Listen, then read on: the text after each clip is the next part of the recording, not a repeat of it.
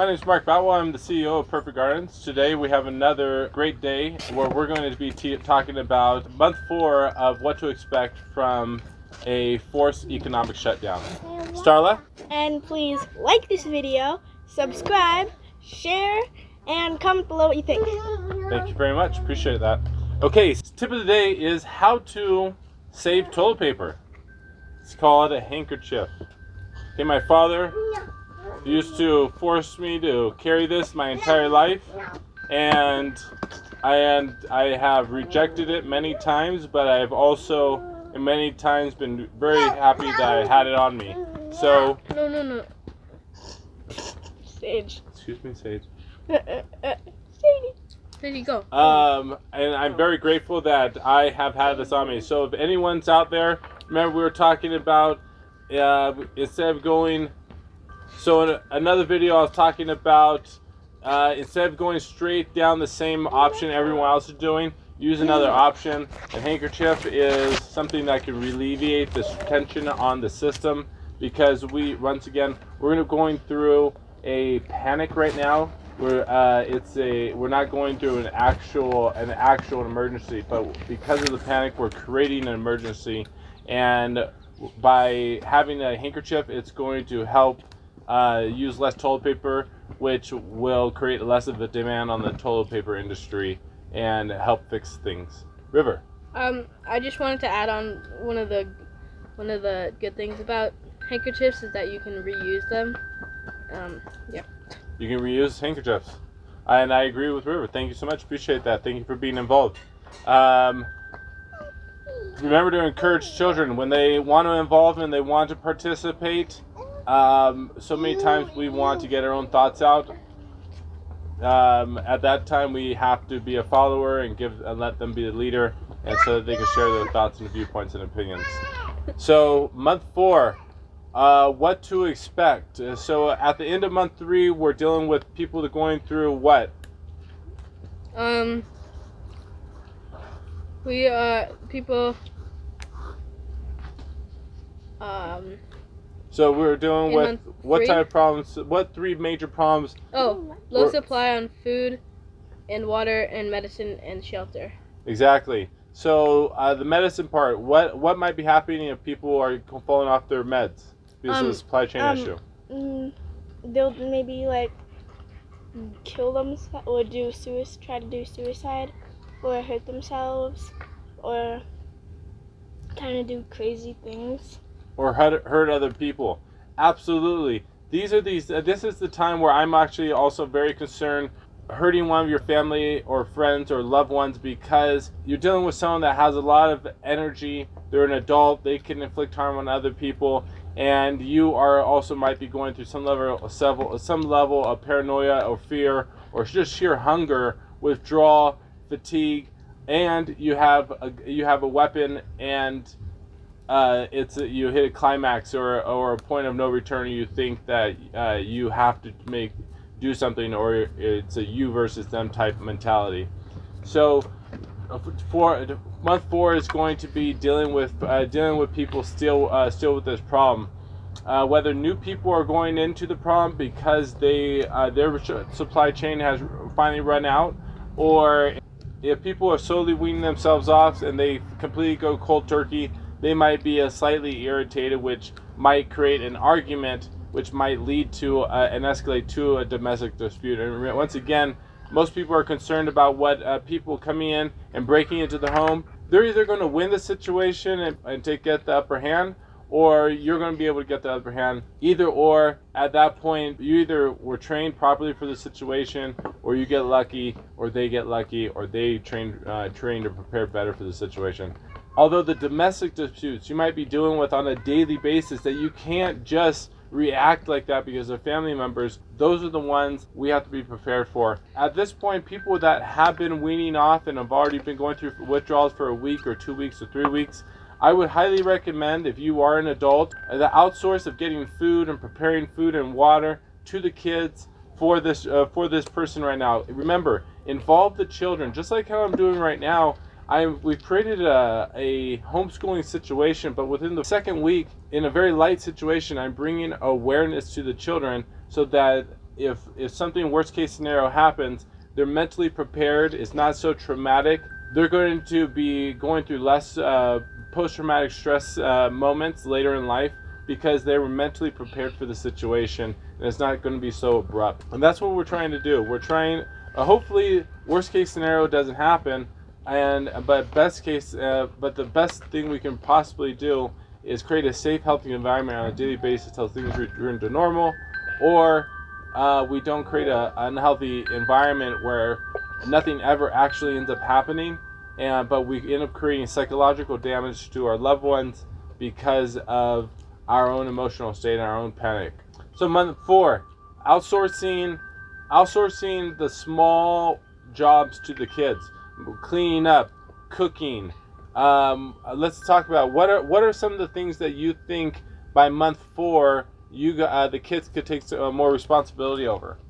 Cooking. Doing the dishwasher. Yeah. Washing dishes. If you have a dog, taking the dog for a walk. Maybe feeding the dogs too if you have a dog. Yeah, or taking care of like your siblings. Okay, so as you hear for the kids, just in month 4 or earlier, they're picking up a lot of the things that normally an adult would do because the kids would be at school, you're at the house, you're in the regular paradigm, you're washing the dishes, you're walking the dog potentially, you're taking care of the baby, their infant.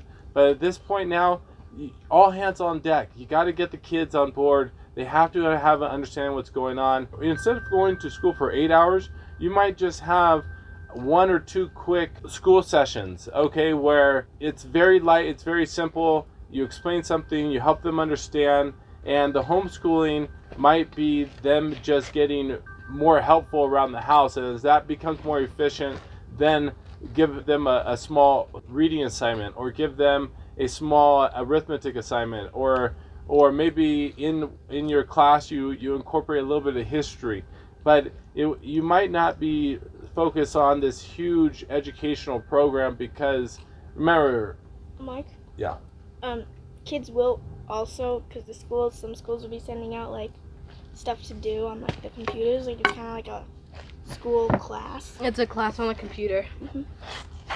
Okay, finding a homeschooling program, whether it's something the school is providing to them, or whether you get online, and I'll make sure to find something and include it down below in the instructions, or actually include another class about homeschooling and all the different options out there. These are all things that can happen that you could start doing immediately and move forward. You're helping taking care of your household through withdrawals. You're outsourcing some of the responsibility to the kids, and you're providing structure to them, because the kids at the end of the day are going to have a lot of energy, and by giving them a structured schedule and helping them tailor their energy, you're going to be able to focus on other things that maybe it's a small job that you could do to bring in some income in. Maybe it's you bartered with neighbors to go chop down some wood to stay warm for the winter.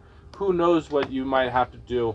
But the kids being able to run the household while you leave, and you come back home, the house not being burned down, but you actually come back home and you have a home cooked meal. Especially if you are a single mother, a single father, and you don't have two parents, or you don't have 2 adults in the household, being able to rely on your kids to do things that they otherwise might not normally have done in the old paradigm, it will be extremely helpful. Having responsible young adults running around versus reckless children that have no core values or structure, especially as we lead into month 5. Wait. What are the things you think can happen in month 4, or how you could be helpful?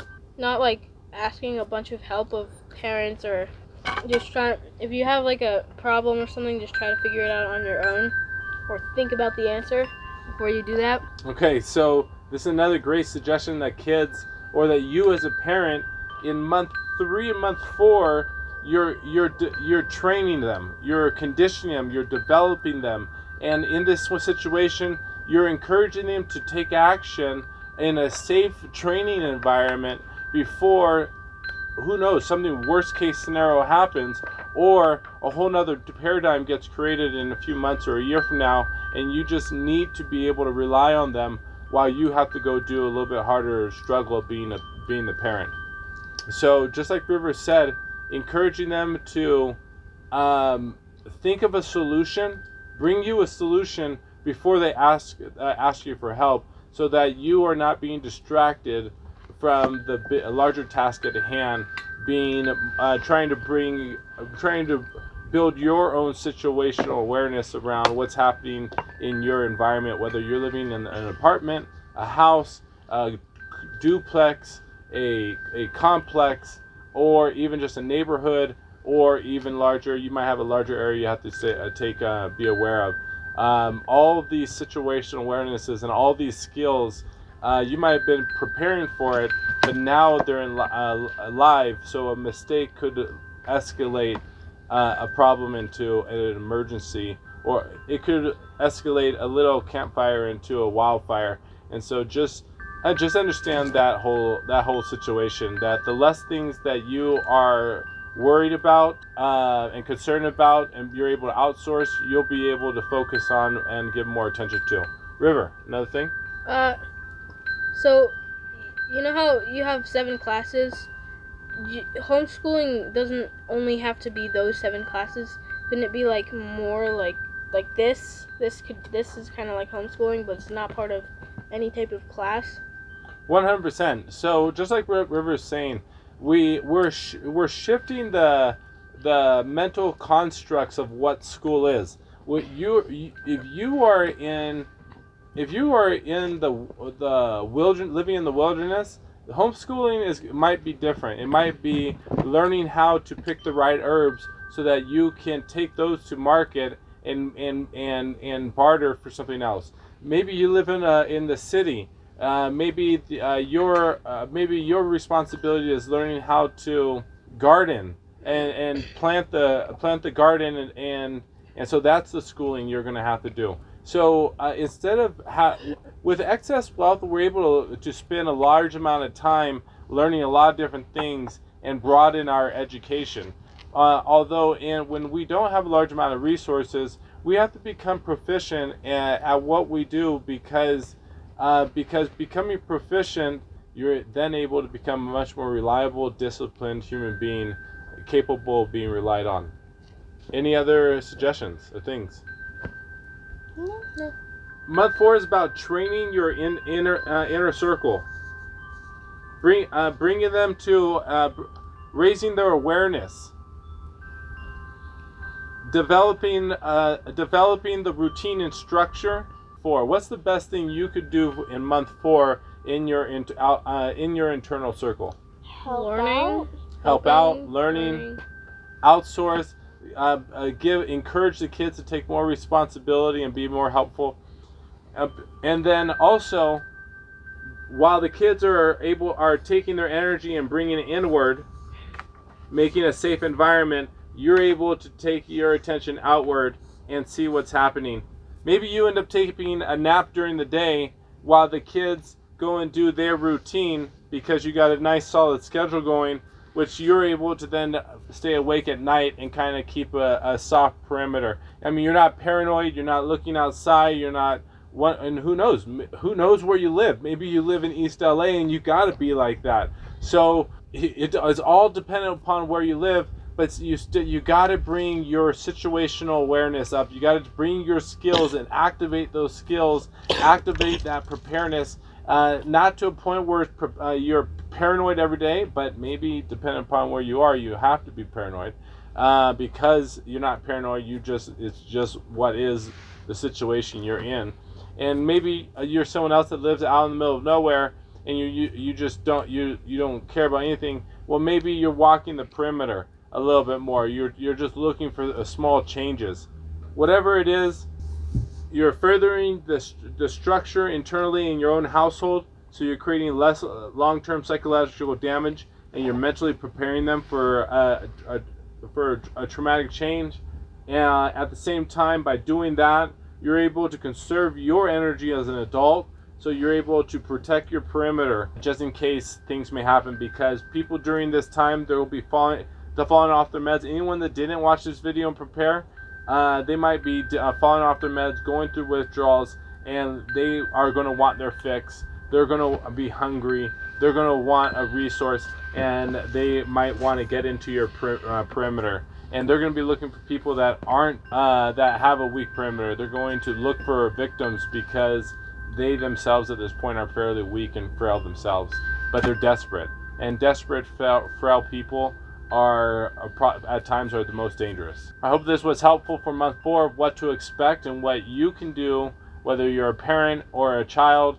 If you don't have the time to homeschool and you like these videos, just share this video with your child. Sit them down, watch this video, ask them to watch it, and then talk about it after for a few minutes while you're at dinner or something. Thank you so much, River, Subscribe. Starla. And like! Thank you guys. Please comment. Tell me what you're doing in month 4 to make a better environment.